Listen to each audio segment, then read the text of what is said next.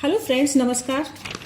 आज हम जानेंगे राजस्थान की प्राचीन सभ्यताओं के बारे में कि राजस्थान की प्राचीन सभ्यता कौन कौन सी है, उनका कौन सी नदी के किनारे है, खोज किसने की थी, सबके बारे में हम जानेंगे। तो सबसे पहले हम जानते हैं कालीबंगा सभ्यता के बारे में। ठीक है, कि कालीबंगा सभ्यता कहाँ स्थित है। और देखिए, कालीबंगा सभ्यता है वो हनुमानगढ़ में स्थित है। कालीबंगा सभ्यता कौन सी नदी के किनारे थी? वो घग्गर नदी के किनारे थी। घग्गर नदी जिसे कि सरस्वती या देशद्वंती नदी के नाम से भी जाना जाता है। ठीक है, कालीबंगा सभ्यता कैसी सभ्यता है? ये काशयुगीन सभ्यता है, ये नगरीय सभ्यता है। और इसकी एक ट्रिक है कि हनुमानगढ़ में कौन कौन सी सभ्यताएं, देखिए, काला पीला रंग हनुमान का, काला पीला रंग हनुमान का। तो देखिए, काला से हो जाएगा कालीबंगा सभ्यता। कालीबंगा सभ्यता कहाँ स्थित है? हनुमानगढ़ में स्थित है। पी से हो जाएगी पीलीबंगा सभ्यता। पीलीबंगा सभ्यता कहाँ स्थित है? वो भी हनुमानगढ़ में स्थित है। ठीक है, और रंग से हो जाएगी हमारी रंग महल सभ्यता। कौन सी सभ्यता? रंग महल सभ्यता। वो कहाँ स्थित है? वो भी हमारी हनुमानगढ़ में स्थित है।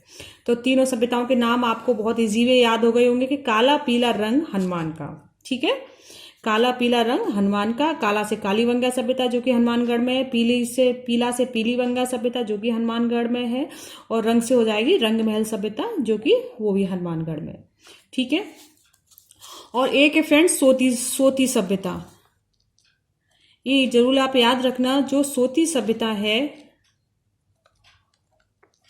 इसे कालीबंगा प्रथम के नाम से जाना जाता है। ठीक है, कालीबंगा प्रथम के नाम से।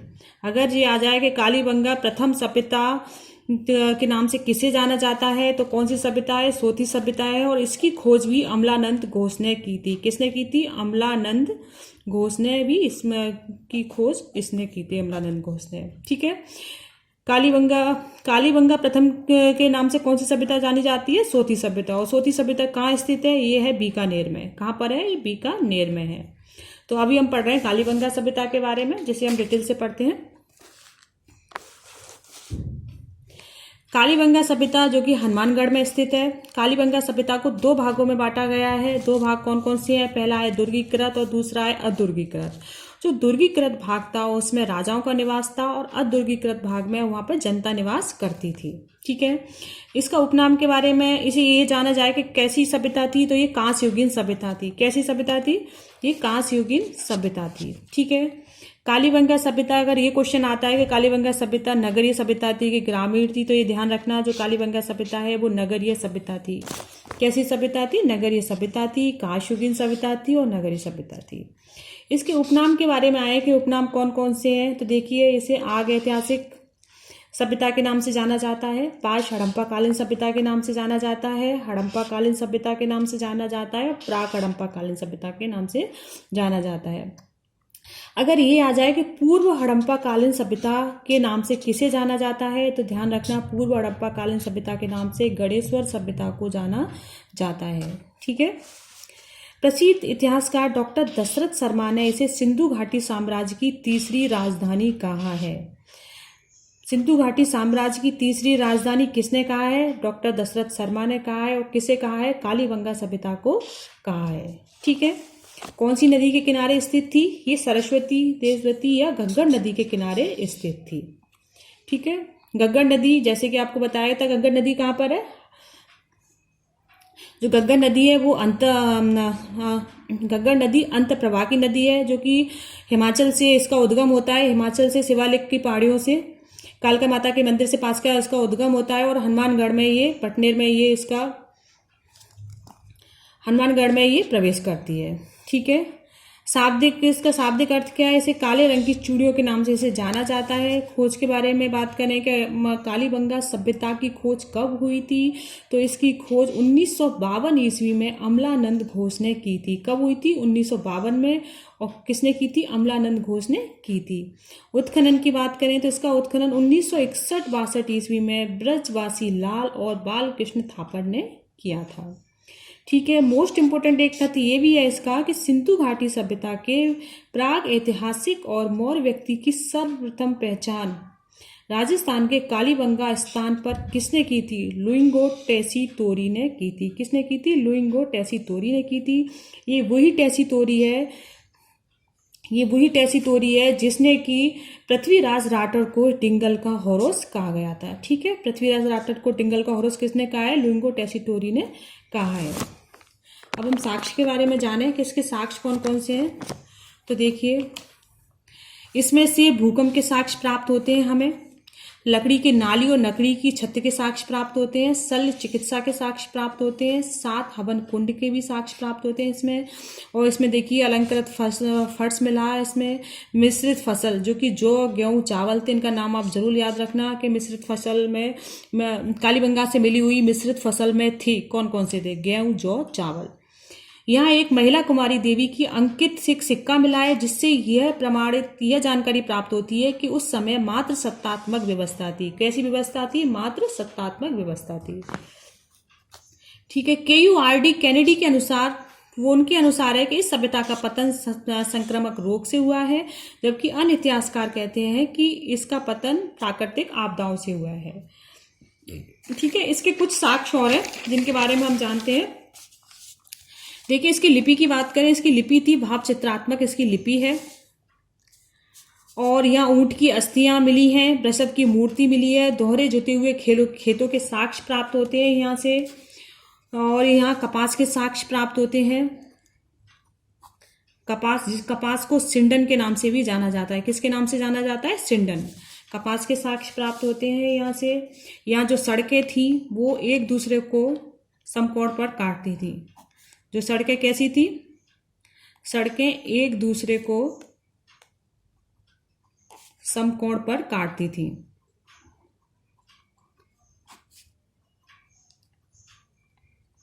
समकोण पर काटती थी। यहाँ अग्नि वेदिकाएं मिली हैं।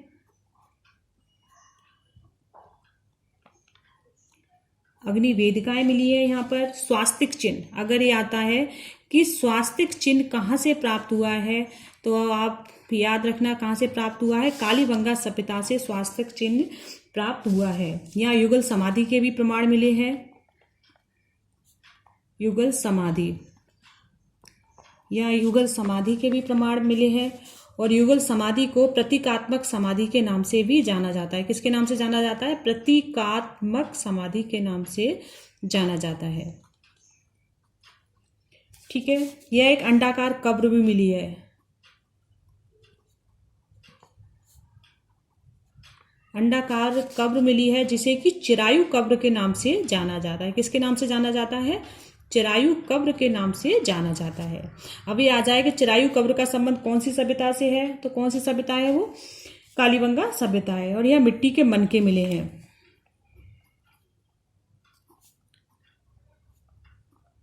मिट्टी के मनके से मतलब है मिट्टी के हार, कंगन या कुल्हाड़ी। इनका जो पालतू पशु था वो कुत्ता था। क्या था इनका पालतू पशु? कुत्ता था। कालीबंगा सभ्यता को दीनहीन बस्ती के नाम से भी जाना जाता है। दीनहीन बस्ती के नाम से कौन सी सभ्यता जानी जाती है? कालीबंगा सभ्यता जानी जाती है। यहाँ खिलौना गाड़ी के भी साक्ष्य मिले हैं। और ईंटों से निर्मित चबूतरा।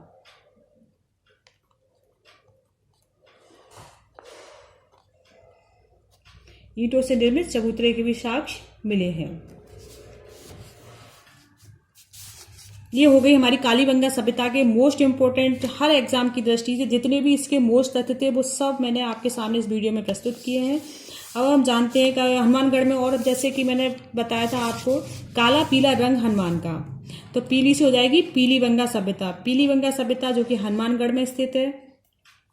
रंगमहल सभ्यता कहाँ है? रंगमहल सभ्यता भी हनुमानगढ़ में। रंगमहल सभ्यता की खोज किसने की थी? इसकी जो उत्खनन था किसने किया था? हन्ना रेड ने किया था। किसने किया था? डॉक्टर हन्ना रेड ने किया था। कब किया था? 1952 से 52 से 54 के बीच में किया है। ठीक है, 1952 से 54 में किया है। जो रंगमहल सभ्यता है, यहाँ से एक गुरु शिष्य की मूर्ति प्राप्त हुई है। किसकी मूर्ति प्राप्त हुई है? गुरु शिष्य की मूर्ति प्राप्त हुई है। अगर ये आ जाए कि गुरु शिष्य की मूर्ति कौन सी सभ्यता से प्राप्त हुई है? रंगमहल सभ्यता से हुई है। रंगमहल सभ्यता कहाँ पर है? हनुमानगढ़ में। इसका उत्खनन किसने किया था? डॉक्टर हन्ना रेड्डी ने किया था।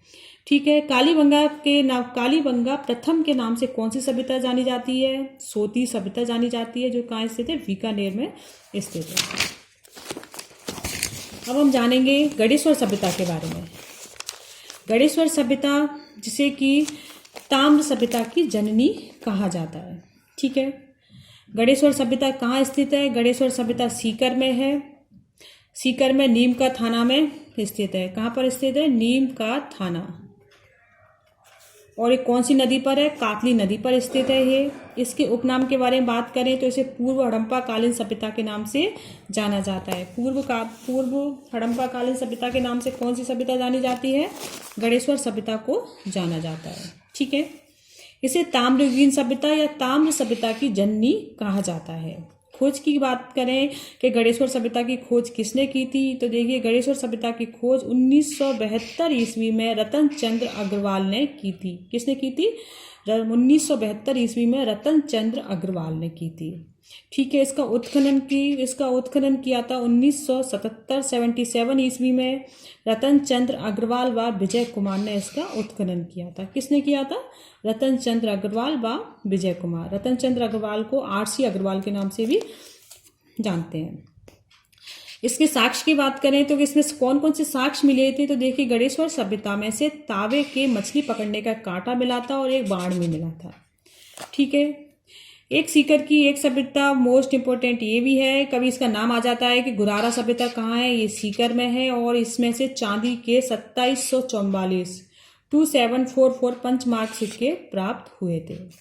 ठीक है। गणेश्वर सभ्यता के बारे में इतना ही है कि कहाँ पर स्थित है? सीकर के नीम का थाना में है। कौन सी नदी के तट पर है? कातली नदी के तट पर है। पूर्व हड़प्पा कालीन, ये नाम जरूर आप याद रखना कि जैसे प्राग पाश तो किसके नाम से जाने जाते हैं? कालीबंगा के। और पूर्व हड़प्पा कालीन गणेश्वर सभ्यता हो गई। खोज किसने की थी? रतन चंद्र अग्रवाल ने की थी। ठीक है। कब की थी? 1972 ईस्वी में की थी। साक्ष्य क्या मिले थे? तावे के मछली पकड़ने का कांटा मिला है। अब हम जानेंगे उदयपुर की सभ्यता।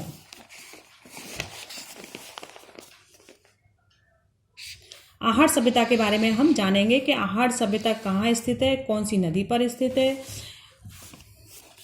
तो देखिए आहड़ सभ्यता कहाँ स्थित है? उदयपुर में। ठीक है। उदयपुर में आप ध्यान रख लेना कि उदयपुर में अम्बाला, उदयपुर में क्या है? उदयपुर में अवाल कर लो या अम्बाला कर लो। अवाल से मतलब हो जाएगा आहड़ सभ्यता और बा से हो जाएगा बलाथल सभ्यता। ये दोनों सभ्यता कहाँ स्थित है? उदयपुर में है। ठीक है।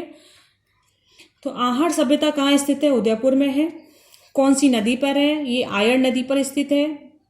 इसके उपनाम के बारे में बात करें कि उपनाम क्या है, तो आहड़ सभ्यता को पश्चिमी बनास सभ्यता के नाम से जाना जाता है, जबकि स्थानीय भाषा में इसे धूलकोट अघाटपुर के नाम से भी जाना जाता है। ठीक है। उपनाम क्या है इसका? बनास सभ्यता। और स्थानीय भाषा में इसे धूलकोट या अघाटपुर सभ्यता के नाम से जाना जाता है। अगर ये ऐसे क्वेश्चन आ जाता है कि धूलकोट या अघाटपुर सभ्यता कौन सी नदी के किनारे है या कहाँ पर है, तो वो कहाँ पर है? उदयपुर में आयड़ नदी के किनारे स्थित है। ठीक है। यह सभ्यता 4000 वर्ष पुरानी है। ये आ जाता है कौन सी सभ्यता 4000 वर्ष पुरानी है, तो इसके एक एक पॉइंट को आप अच्छी तरह लिख के याद कर लेना फ्रेंड्स, क्योंकि सारे पॉइंट्स एग्जाम की दृष्टि से बहुत ज़्यादा मोस्ट हैं। ठीक है। यह सभ्यता 4000 वर्ष पुरानी है। इसकी खोज 1953 ईस्वी में अक्षय कीर्ति व्यास ने की थी। नाम याद रखना बहुत ईजी है। हम जैसे आहड़, आ से आहड़ कर लेना, आ से अक्षय कीर्ति कर देना। ठीक है।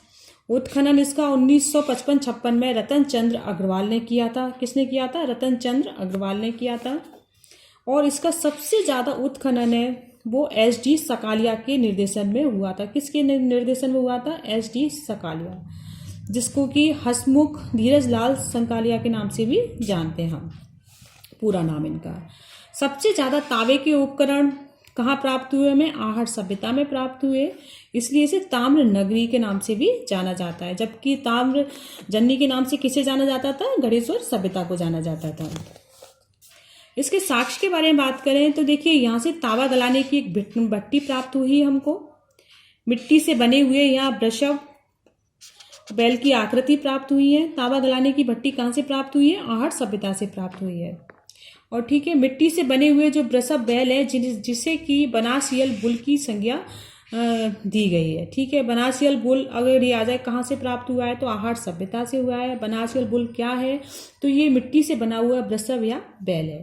ठीक है, छपाई करने के ठप्पे यहाँ से प्राप्त हुए हैं। आटा पीसने की चक्की कहाँ से प्राप्त हुई है? आटा पीसने की चक्की आहट सभ्यता से प्राप्त हुई है। लाल और काली मिट्टी के बर्तन भी यहाँ से प्राप्त हुए हैं। अभी आ जाता है कि गौरे और कोटे क्या है और कहाँ से संबंध है। तो देखिए, जो गौरे और कोटे हैं वो आहट सभ्यता से संबंधित है। और गौरे क्या होता है? जो अनाज रखने के एक मिट्टी के बर्तन होते हैं, बड़ी बड़ी जैसे टंकी टाइप के, कोटी टाइप के होते हैं, जिसे कि गौरे या कोटे के नाम से जाना जाता है। ठीक है, आहट सभ्यता के जो निवासी थे वो चांदी से अपरिचित थे, जबकि चावल से परिचित थे। ठीक है, और फ्रेंड्स ये आ जाता है कि मानव ने सबसे पहले खोज कौन से धातु की थी? तो वो कौन सा था? तावा था। और अंत में किसकी की थी? लोहे की थी। ठीक है, मानव ने सबसे पहले खोज कौन सी धातु की थी? तावे की थी। और अंत में किसने की थी? लोहे की थी। ये हो गया हमारा आहट सभ्यता के बारे में। अब उदयपुर की एक और सभ्यता है जिसका नाम है बलाथल सभ्यता। बलाथल सभ्यता जैसे इसकी ट्रिक बताई थी, अवाल उदयपुर में। ठीक है, आ से आहट सभ्यता हो गया और बा से क्या हो जाएगा? बलाथल सभ्यता हो जाएगी। बलाथल सभ्यता की खोज किसने की थी? बा से बलाथल और बा से BN मिश्र। इस तरह से आप ट्रिक से ऐसे याद कर लेना कि बा से बा BN मिश्र ने की थी। ठीक है, बलाथल सभ्यता कहाँ स्थित है? बलाथल सभ्यता बल्लभ नगर। अब बा से देखिए बल्लभ नगर भी हो गया, बा से BN मिश्र भी हो गया, और कहाँ स्थित है? उदयपुर में है। इसमें साक्ष्य के बारे में बात करें कि बलाथल सभ्यता से कौन कौन से साक्ष्य प्राप्त हुए थे, तो देखिए इससे पशुपालन के साक्ष्य प्राप्त हुए हैं, कृषि तथा शिकार के अवशेष प्राप्त हुए हैं, इसमें से तावे के आभूषण मिले हैं, और 11 कमरों वाला एक विशाल भवन यहाँ से मिला है। ठीक है, ये हो गई हमारी राजस्थान की प्राचीन सभ्यताओं में हमने आज पढ़ी कालीबंगा सभ्यता, गणेश्वर सभ्यता, आहट सभ्यता और बलाथल सभ्यता। अब आगे की जो सभ्यताएं उसे हम नेक्स्ट वीडियो में पढ़ेंगे। धन्यवाद फ्रेंड्स। अगर आपको मेरी वीडियो अच्छी लगी हो तो प्लीज़ इसे लाइक ज़रूर करना और मेरे चैनल को सब्सक्राइब करना। Thank you.